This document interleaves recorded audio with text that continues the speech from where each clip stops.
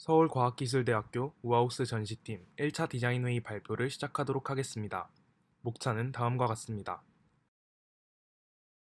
저희가 선정한 재난은 화재입니다.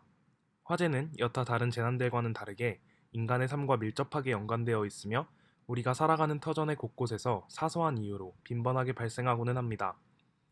2021년 기준 하루 평균 117.5건의 화재 사고가 발생함에도 불구하고 화재의 직접적인 피해를 경험하는 사람은 드물기에 사람들은 화재라는 재난을 하나의 사회적 이슈로만 인식합니다.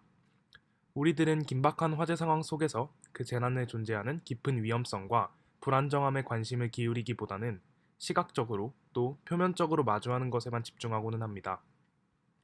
우리는 화재 발생 이전에 화재 예방법을 숙지하고 화재 중에는 많은 사회적 관심을 가지지만 화재 후에 남겨진 것들에 대한 상황에는 비교적 무관심합니다. 화재는 밀접하고 일상적인 요소에서 시작하여 큰 피해를 가져오는 재난이지만 우리는 우리의 일상이 깨지지 않을 것이라는 편견 속에서 화재의 빈발성을 간과하며 살아갑니다. 사회심리학에서는 이러한 현상을 일상성의 편견이라고 말합니다. 우리는 일상성, 즉 일상적인 생활이 깨지지 않을 것이라는 착각을 가지고 살아갑니다. 하지만 재난은 언제 어디서든 누구에게나 발생할 수 있기에 재난 앞에 우리 모두는 동등합니다. 우리는 파빌리온을 통해 재난 이후 남겨진 현실들과 이를 딛고 협력하며 회복해 나가는 사람들의 삶을 보여주고자 합니다.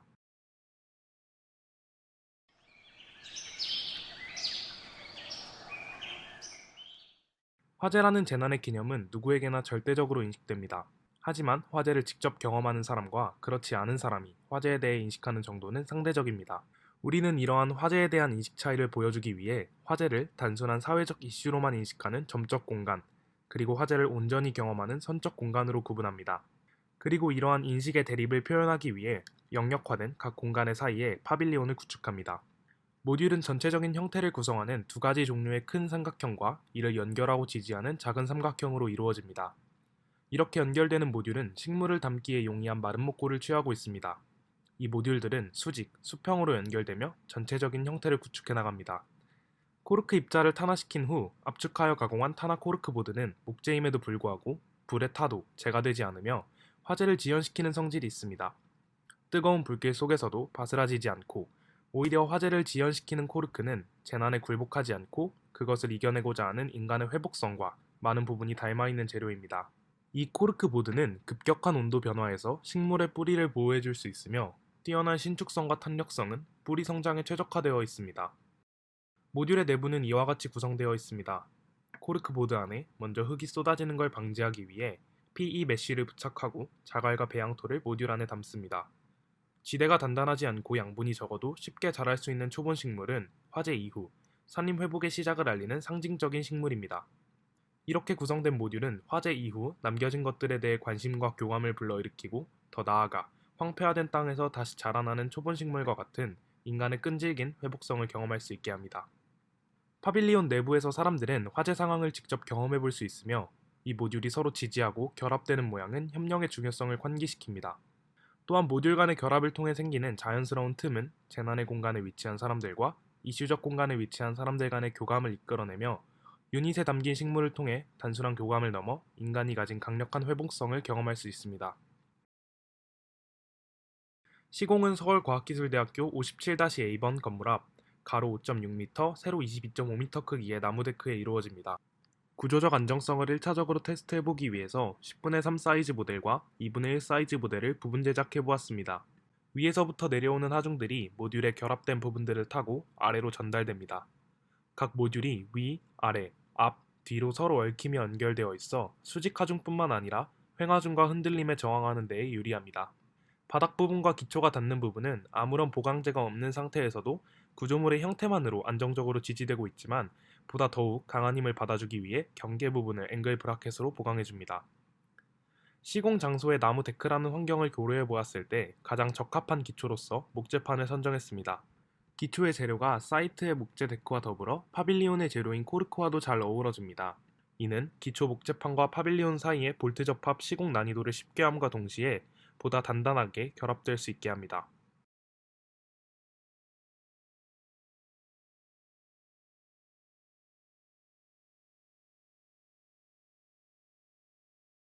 이상으로 1차 디자인회의 발표를 마치겠습니다. 감사합니다.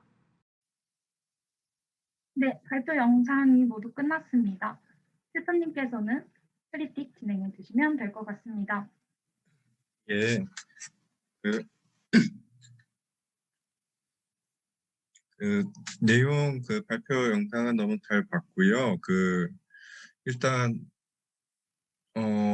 일단 구축성을 만들어가는 그리고 모형까지 만드신 거가 굉장히 인상적인 것 같아요. 그리고 이 재료나 이런 것들을 선정한 것도 고민을 많이 하신 것 같고, 근데 몇 가지 의문점이 조금 있는데, 이거를 1대1로 저 재료를 직접 구해서 1대1로 부분이라도 만들어 보셨어요, 혹시?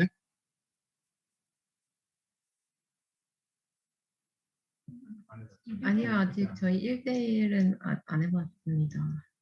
음, 그래서 그게 가장 급선무일 것 같아요. 왜냐하면 저도 저 재료를 알지는 못하는데 저게 그렇게 간단해 보이지는 않아요. 그러니까 목재 합판 같은 경우라면은 모르겠는데 저 일종의 코르크라는 코르크판이라는 자재 자체가 그러한 어떤 저 정도의 어떤 안에 어떤 화분까지 식배까지 들어가고 흙까지 들어가고 한 저 무게를 버티고서 저게 있을 수 있을지 그거에 대해서 약간 의구심이 조금 들어요.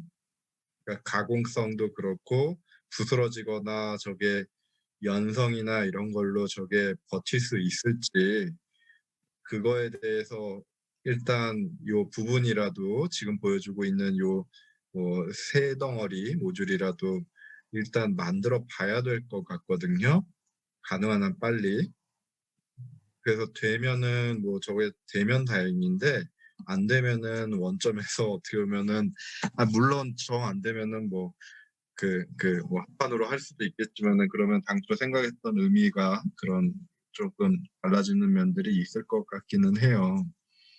이거는 제작은 교내 이런 걸 할 수 있는 CNC나 이런 것들이 있나요? 네, 레이저 커팅기랑 CNC 둘 다 있어요. 레이저로 저게 가공이 될지 모르겠네. 몇 T 정도를 생각하길래요? 지금 저희가 조사해 본 건 한 20에서 30T 정도. 20, 20cm 30T가 레이저를 가공되는 레이저는 거의 없을 텐데. CNC 가공도 생각하고 있습니다. 예, 그러니까 레이저로는 어려울 테고 저게 CNC라고 해도 예를 들어서 지금 잠깐만요. 잠깐 펜이 어디 갔지? 잠깐.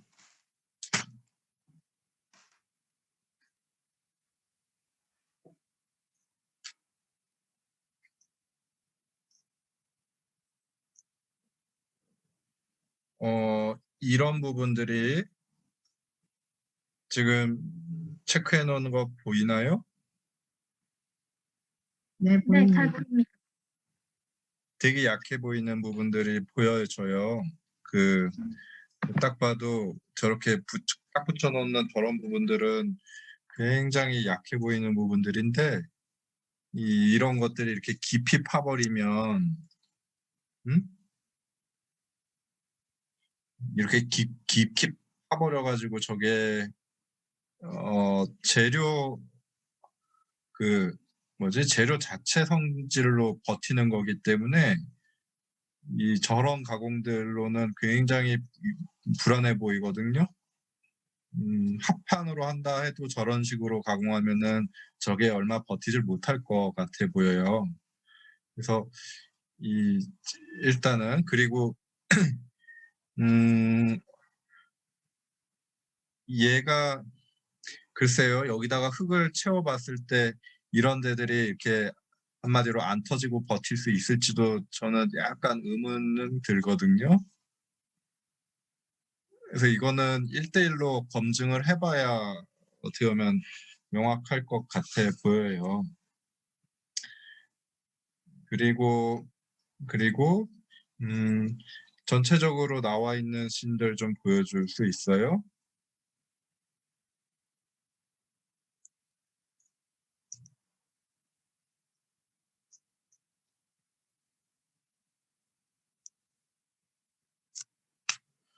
어, 전체적으로 렌더링 보여주세요.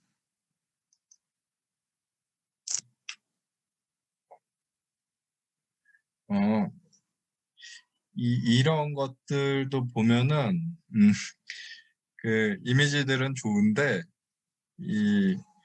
이건 구축적인 얘기부터 조금 그러니까는 해주자면은, 지금 보면은 이 밑에 부분이 보통 이렇게 그 모듈로 쌓아서 이렇게 전체적으로 올라가고 하잖아요.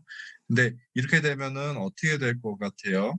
위에보다 하중이 계속 밑으로 누적이 되잖아요. 응?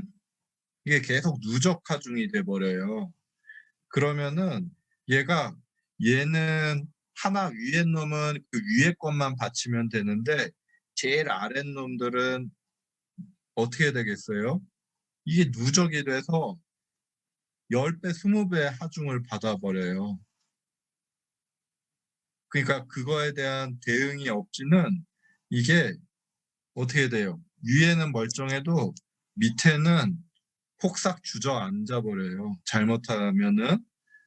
그러니까 이게 어떻게 보면 되게 쉬워 보이지만 굉장히 쉽지 않은 구조예요. 이게 누적이 된단 말이에요. 하중이라는 것 자체가. 그래서 더 흔히 이렇게 만들어지는 것들은 뭐 사실 구조기술사도 구조 계산이 안 된다고 흔히 얘기를 해요. 왜냐하면 이게 다 누적이 돼 버리기 때문에. 그래서 되게 실제 해보지 않으면은 굉장히 모형 해봤을 때도 좀 느꼈을 텐데 모형은 뭐 조금 너무 가벼워서 괜찮았었나요? 네, 모형 저희가 해봤을 폼보드로, 아니, 그 우드락으로 해서 어, 가벼워서 잘 못 느꼈던 것 같아요. 어, 그래서 나는 뭐 어쨌든 이거는 전체적으로는 그 어떻게 보면은 구상으로는 굉장히 재미있는 이야기고 또 재미있는 소재를 선택을 해서 모양도 디자인도 잘 그 재밌게 해보려는 거 다 좋아요. 근데 이거는 그 1대1로 검증이 안 되면은 뭐 그냥 그림으로만 남아지 않으려면은 실제로 진짜 검증을 여러 번 해봐야 될 것 같아요. 이게 진짜로 어느 정도 무게까지 버틸 수 있을지. 이 우리가 특히 이게 위로 쌓아가고 있잖아요. 음? 위로 쌓아가고 있으면 이 옆으로 지금 보면은 이게 어떻게 연결을 시키나 모르겠는데 보니까는 계속 위로 쌓는 거는 가능하게 하는 것 같은데 이게 어느 순간 이제 옆으로 가고 있잖아요. 옆으로 가고 있잖아요. 그러면은 이 부분이 굉장히 약해지기 포인트가 돼요. 여기랑 여기가. 그러니까 이게 우리가 구조로 치면은 구조 수업들 다들 듣고 했을 테니까 걔랑 알 텐데 기본적으로 이런 지붕을 만들려면 크게는 두 가지밖에 없어요. 쉘 구조 아니면은 라멘 구조.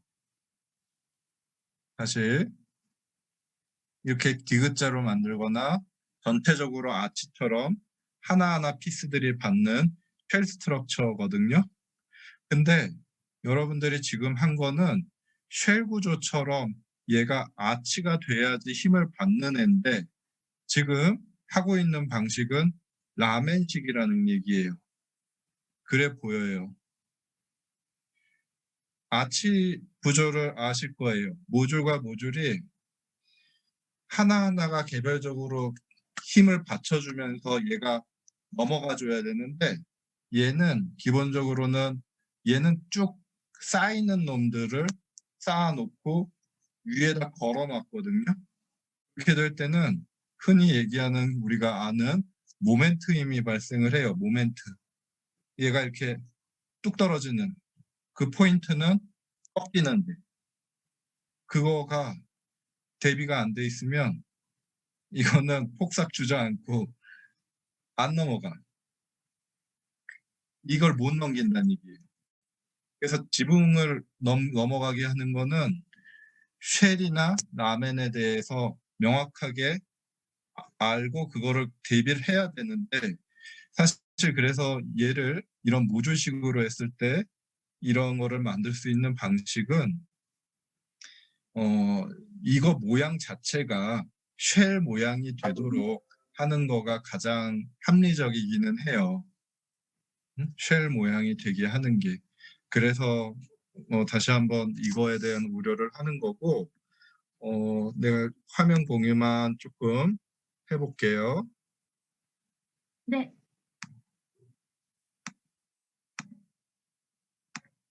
잠깐만요. 아까 전에 하던 거에서 그 프로젝트를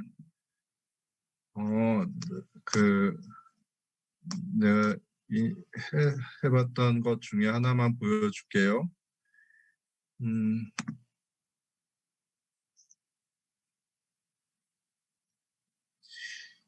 이거 같은 경우는 이게 전체적으로 뭐 좀 찌그러뜨려 놨는데 이건 이제 전체적으로 이제 쉘 구조예요. 쉘 구조. 이 보면은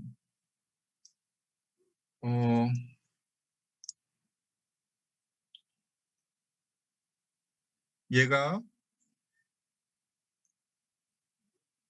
전체적으로 하나하나 피스들이 받아서 넘어가는 쉘 구조가 되어 있어요. 아니면은 얘도 이제 양쪽에서 양쪽에서 가면서 얘가 처져요. 그래서 마지막 피스를 할 때 굉장히 불안하게 어쨌든 되긴 했었는데 이 얘 같은 경우는 이제 그 예전에 그 목재를 갖다가 했는데 얘는 목재로 수직화 중이에요. 그리고 얘는 라멘 구조를 베이스로 간 거예요. 라멘 구조를. 근데 그게 명확하지 않으면은 실패했던 사례도 하나 보여줄게요.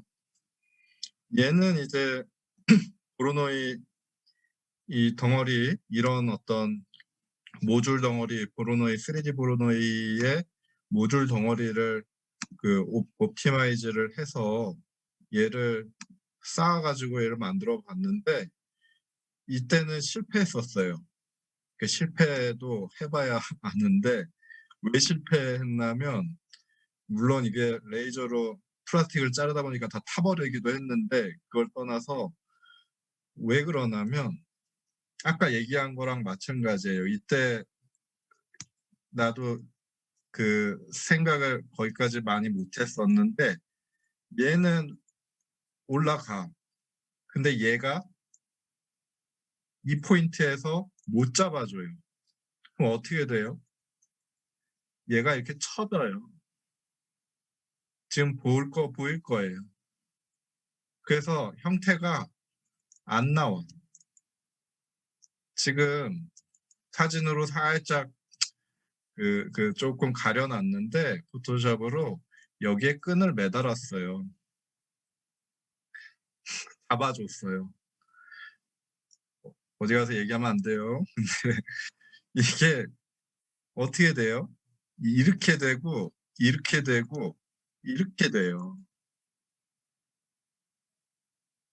그러니까 지금 여러분들이 한 거에 그 위험 요소를 얘기를 하는 거예요. 그냥 쌓는 것만 잘 쌓이네. 근데 이쪽으로도 되겠네.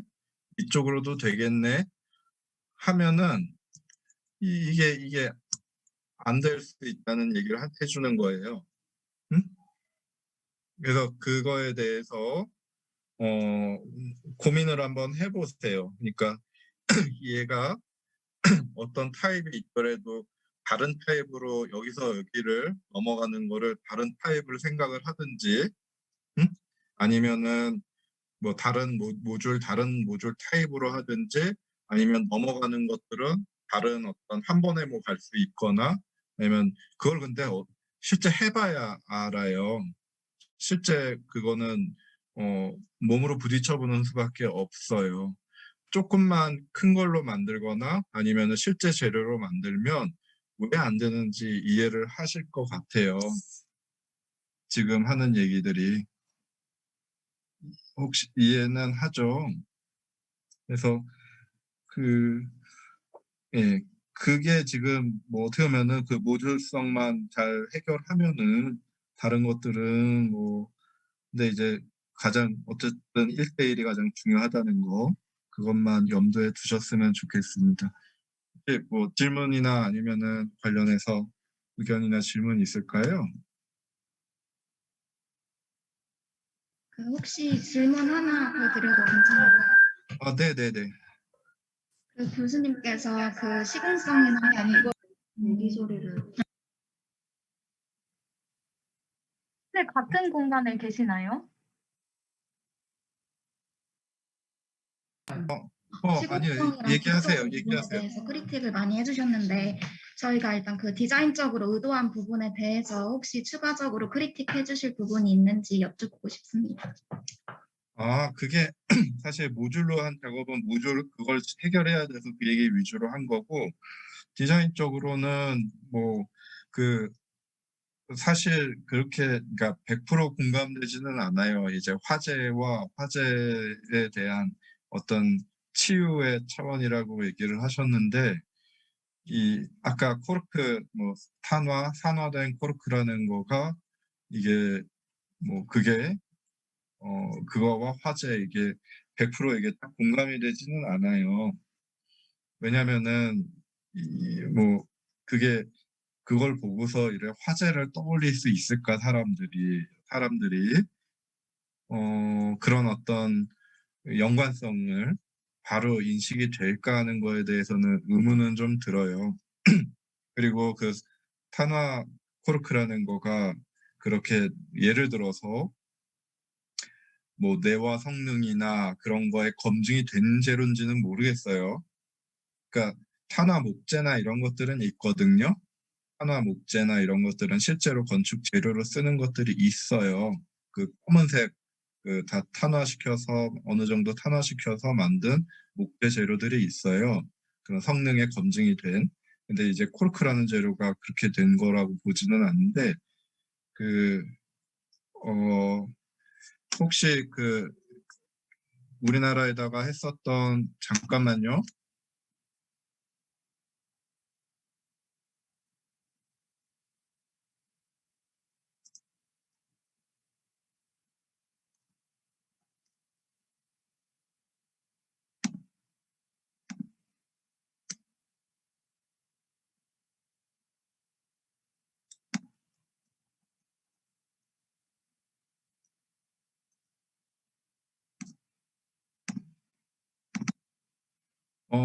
혹시 이 작품도 데이비드 치퍼필드가 했었던 작업인데, 이거가 이제 탄화 목으로 한 작업이에요. 보면은 목재가 이 검은색 목재가 탄화 목재로 한 건데, 뭐 이런 것들은 일종의 검증이 된 어떤 소재기는 해요. 목재 중에서. 근데 탄화 코르크라는 거는 저는 이제 못 들어봤어요, 솔직히. 그래서 그게 그만한 어떤 사람들한테 실효성이 있을까 하는 거는 잘은 모르겠어요. 그래서 뭐 오히려 검증이 된 이런 소재도 고려해 볼 수 있다고 생각이 들어요.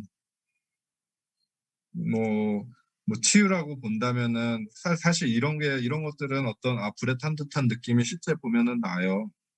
근데 그렇기 때문에 또 검증이 된 어떤 목재로 실제 건축 재료로도 쓰고, 그리고 어떤 치유의 어떤 의미로 어떤 그런 스틱나 이런 거 넣는 것도 의미는 있다고 봐요. 그래서 저는 그런 거에 대해서는 괜찮다고는 봐요. 그래서 한번 재료에 대해서는 한번 고민을 더 해보셔도 될 것 같다는, 이건 이제 이것도 한번 나중에 찾아보도록 해요. 이 데이비드 치퍼필드가 한 광주에 했었던 이 폴리 파빌리온도.